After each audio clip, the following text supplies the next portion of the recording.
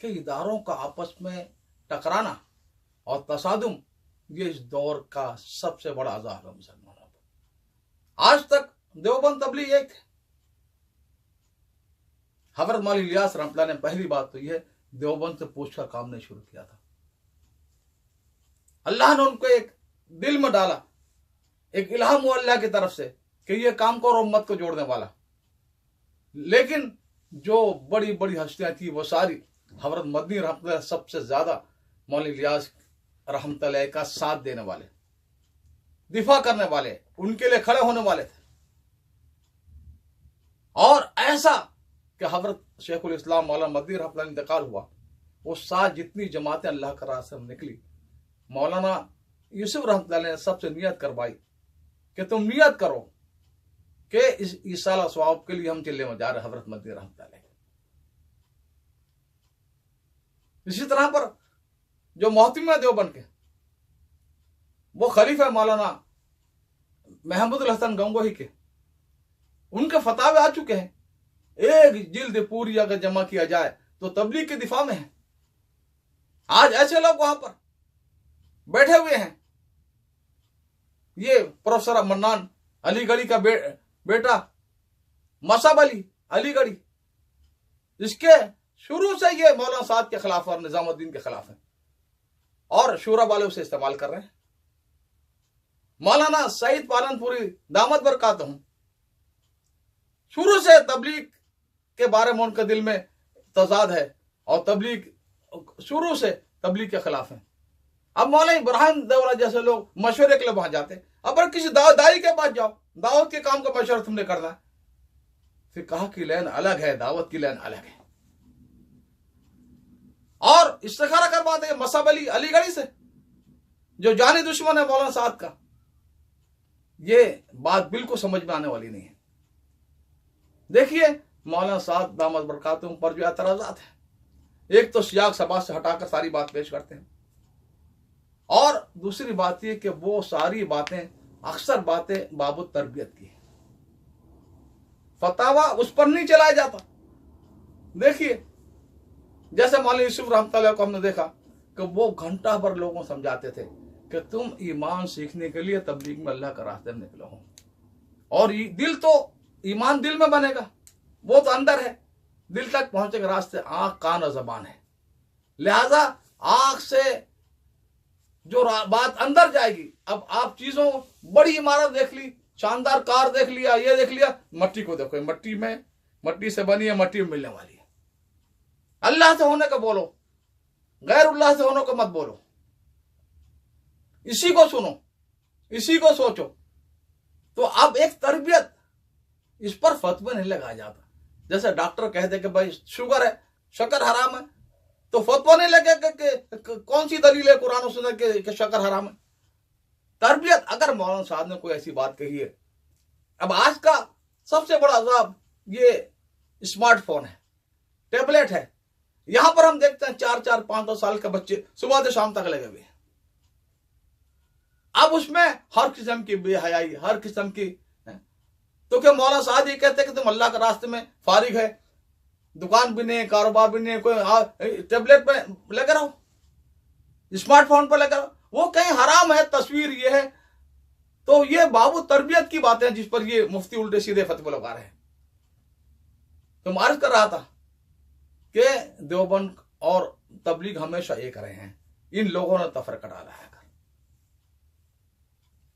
और एक बात और मुझे अर्ज करनी है। अभी मौलाना यूसुफ दामद बरकातहू हमारे दोस्त हैं, साथी हैं। हम शुरू से लेकर हिदायत तक एक क्लास में पढ़े हैं, उसके बाद 2 साल के लिए मुज़ाहरों में चले गए थे। उनके मुताबिक बयान अभी आए हैं और वाक़अतन मैं दाद दूंगा मौलाना यूसुफ साहब को, और उनकी तारीफ करूंगा कि उन्होंने बर वक्त बहुत ही अच्छी बातें उन्होंने कही। मिसाल के तौर पर उन्होंने बताया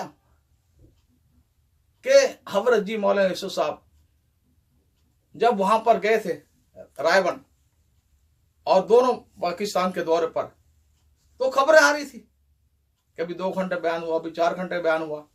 फिर अचानक क्या हुआ कि हजरत हार्ट अटैक हो गया। शक तो हमें पहले से था लेकिन अब मौलाना यूसुफ दामद बरकातुहू ने जो बात कही, और भी अभी हिंदुस्तान में कई लोगों ने बताया कि इन बनियों ने उससे पहले मौलाना साहब पर जाकर शूरा का चक्कर चलाया था और हजरत ने डांट के निकाल दिया था बाहर। इन सबको कहा था, अहमद लाल जैसे लोगों को तो गौरी अब इस तरह निकल रवाना हो जाओ यहां से, सारे गुजरात के जो जन दनाते फिर रहे हैं। ये ना 3 में ना 13 में, इन्हें ना कभी उसमें गिनाया था जो 10 आदमी हजरत ने शूरा वाले बनाए थे, ना वो 3 में ये थे। किस बुनियाद पर अपना हक जताने के लिए आए हैं ये? तबलीग की बरकत से आज दुनिया में तुमको लोग जानते हैं। तबलीग से हटा लो, क्या है तुम्हारे पास? कोई इल्मी हैसियत है तुम्हारी? कोई मुसन्निफ व तसानिफ है तुम्हारी? कोई फिक्र, इस्लामी फिक्र तुमने दिया किसी को? मौलाना अहमद लाल की बातें क्या है? रटी हुई बातें, वो दो चंद बात बयान रटे हुए बोलते रहते हैं। हाँ, मौलाना इब्राहिम दौला की बातें संजीदा होती हैं। आपने बहुत सारी किताबें पढ़ी, दुर्र मंसूर, बिखरे व मोती, अच्छी अच्छी बातें उन्होंने बुजुर्गों को जमा कर रखी है, उसको सुना देते हैं जाकर। लेकिन जिस तरह कहा जाता है कि पावर हाउस से ताल्लुक हो तो ही बिजली आएगी, रोशनी आएगी। मौलाना रहमतुल्लाह बहुत बड़े मेरठ के मुकर्रिर थे। हजरत मौलाना अबरारुल हक हरदोई रहमतुल्लाह के बाद जो उस दौर में पहुंचे जब तबलीग से कता ताल्लुक कर चुके थे निजामुद्दीन से, तो हजरत ने फरमाया कि रहमतुल्लाह, सितारे अपनी जगह से हट जाते हैं तो उनकी रोशनी सल्ब हो जाती है। अब ये बगैर रोशनी के फिर रहे हैं सारी दुनिया में, शूरा का नाम लेकर। ये भागे भी हैं, भगोड़े हैं मरकज के। तो मैं अर्ज कर रहा था कि बाबू तरबियत पर जो फतवे लगा रहे हैं, हालांकि मौलाना सलमान मज़ाहरी ने एक एक बात का तफसीली जवाब दिया है, एक एक एतराज का। मुफ्ती सुलेमान नाहल जो गाजीपुर के, उन्होंने तफसीली जवाब दिया और बहुत सारे उलमा ने दिया। किसी मुसलमान पर फतवा लगाना गुमराही का, दार इस्लाम से खारिज होने का या अहले सुन्नत से हटने का, यह बहुत बड़ी जिम्मेदारी चीज है खुदा के यहां पर। यह फतवा उनकी तरफ ही लौटेगा बाद में, अगर वो ऐसा नहीं हुआ तो इन मुफ्ती साहबान को चाहिए कि वो इन चीजों को भी गौर करें, जवाबात को भी देखें और जिम्मेदारी से किसी मुसलमान के बारे में इस तरह का हुक्म लगाएं।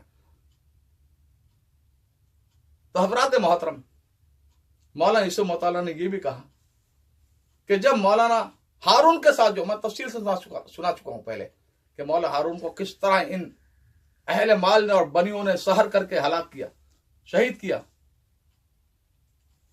तो उनके अहलिया ने हजरत शेख को खत लिखा कि अब्बा जान, मेरे ससुर, उनकी क्या उम्र थी मौलवी साहब की, तंदुरुस्त तबाना थे, लोहे की तरह बदन था। हम अगर बदन दाबने के लिए बैठे तो हाथ लगाने की हिम्मत नहीं होती थी। और उम्र क्या थी?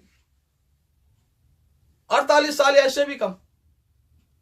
और मौलाना हारून की उम्र क्या थी? 30-32 साल की, बिल्कुल जवान आदमी। तो लिखा कि अब्बू जान, हजरत शेख जकरिया को लिखा कि आप मुझे बताइए, जिसने मेरे शोहर को इस तरह पर किया जादू करके, मेरे ससुर को यह किया, मैं वादा करती हूं मैं किसी को कुछ नहीं कहूंगी, अल्लाह से फरियाद करूंगी। तो हजरत शेख ने इसको जवाब, मौलवी साहब रहमतुल्लाह फरमाते हैं, मेरे हाथ से लिखवाया था।